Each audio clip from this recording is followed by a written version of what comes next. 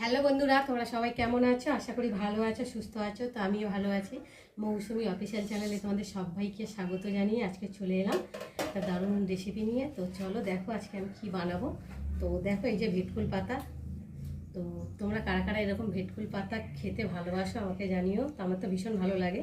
ভেটকুল পাতা হলে তো আর কিছুই লাগে না, ভেটকুল পাতা দিয়েই এক থালা ভাত খাওয়া যায়। তো আমাদের এখানে এই পাতাকে ভেটকুল পাতা বলে। তো তোমাদের ওখানে কি পাতা বলে আমাকে কিন্তু অবশ্যই জানিও। তো দেখো ভেটকুল পাতাটাকে আমি ভালো করে কেটে বেছে ধুয়ে ধায়ে নিয়ে এসেছি। আর এখন আমি সেদ্ধ করব। আর এখানটা এই যে চিংড়ি মাছ নিয়ে এসেছি, চিংড়ি মাছ দিয়ে বাটা করব ভেটকুল পাতার সাথে। তো চলো প্রথমে আমি এই যে রসুনগুলো ভেজে নেব।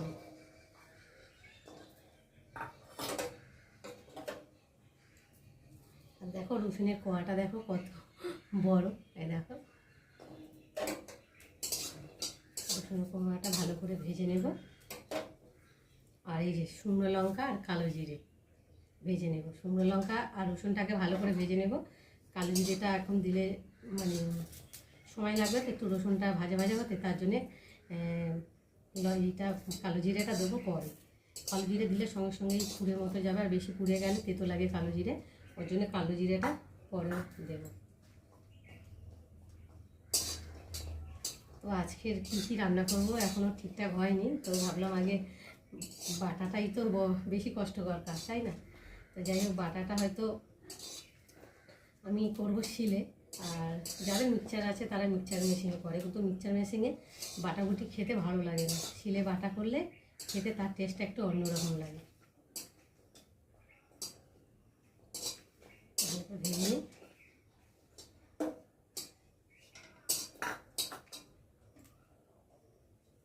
আর এই যে দেখতে পাচ্ছ ছেঞ্চে শাক। ছেঞ্চে শাক তো খেতে ভীষণ ভালো লাগে। আর ছেঞ্চে শাকটা এই সময় বেশি হয় মাঠে ঘাটে, এইগুলো বেশি দেখা যায়। শুকনো লঙ্কা ভাজি তো এই জন্য কাশি হচ্ছে। আর এখন এই যে কালো জিরেটা দিয়ে দেবো।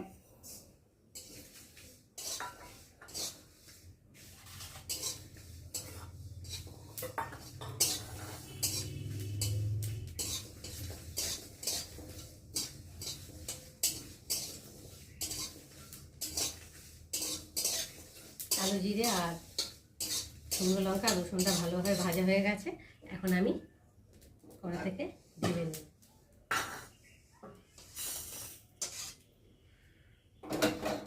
আর এখন আমি যে কড়ার মধ্যে জল দেব। জল আর একটু নুন দিয়ে দেবো। বলা যায় না, যেহেতু ভেটকুল পাতাটা একটু গলা লাগতে পারে, ওই জন্যে আমি গরম জল আর নুন দিয়ে একটু ফুটিয়ে জলটা ফেলে দেবো।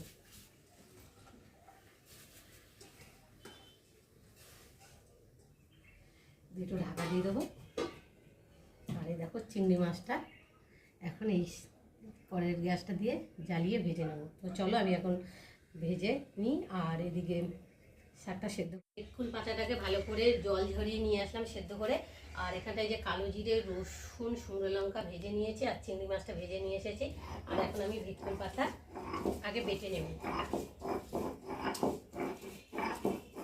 তো বন্ধুরা, তোমরা কারা কারা এরকম ভেটকুল পাতা চিংড়ি মাছ দিয়ে বাটা খেয়েছো আমাকে কিন্তু অবশ্যই জানিও। আর যারা খাওনি তারা এইভাবে খেয়ে দেখো, ভীষণ ভালো লাগে।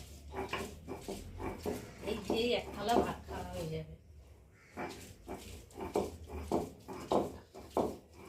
ভেটকুল পাতাটা একটু গরম জল করে নুন দিয়ে ফেলে নিয়েছি, কেন জানো, যেহেতু যদি গলা চুলকায় তার জন্য বলা যায় না। সব ভেটকুল পাতা তার গলা চুলকায় না, তবু জানি না, ওই জন্যে ভালো করে সেদ্ধ করে জলটা ফেলে দিয়ে দিচ্ছি।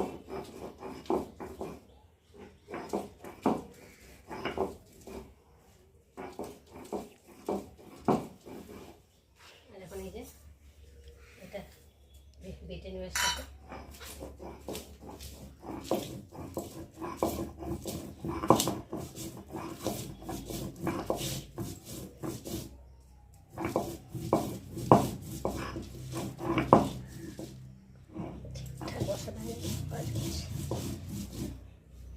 চলো এবার চিংড়ি মাছ দেবো।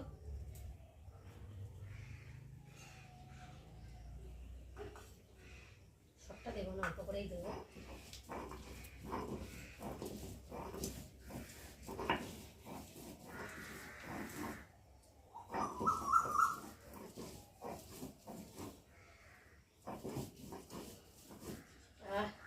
বাবা সাচ্ছে দারুণ।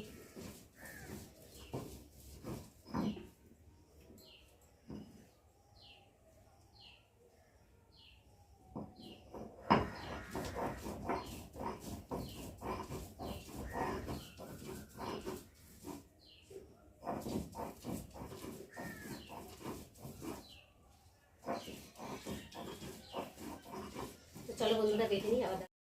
বন্ধুরা দেখো আমার বাটতে বাটতে ঘেমে কি অবস্থা হয়ে গেছে, পুরো চান করে ফেলেছি। তো দেখো এখন আমার বাটা হয়ে গেছে, আর এখন আমি এই যে কেকে তুলে নেব। তো দেখো কত সুন্দর বাটা হয়েছে, দারুণ গন্ধ।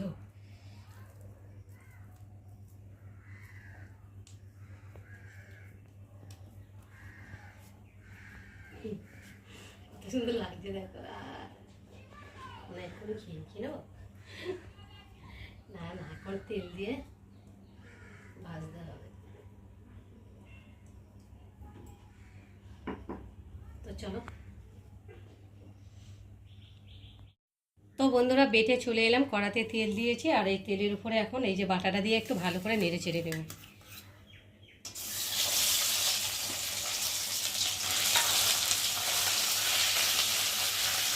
আর দিয়ে দেবো নুন, দিয়ে ভালো করে নেড়ে চেড়ে নামিয়ে দেবো। তো বন্ধুরা আজকে আমার ভেটকির পাতা চিংড়ি মাছের রেসিপি বাটা কেমন লাগলো তোমরা কিন্তু অবশ্যই কমেন্ট করবে, আর ভালো লাগলে লাইক কমেন্ট শেয়ার করো, আর আমার চ্যানেলে যদি নতুন হয়ে থাকে চ্যানেলটাকে সাবস্ক্রাইব করো। তো চলো আবার তোমাদের সঙ্গে দেখা হবে পরের ব্লগে, ততক্ষণ তোমরা তোমাদের খেয়াল রাখো, তোমরা আমার চ্যানেলটাকে সাবস্ক্রাইব করতে থাকো, আর আমি এদিকে ভাজতে থাকি। তো চলো টাটা।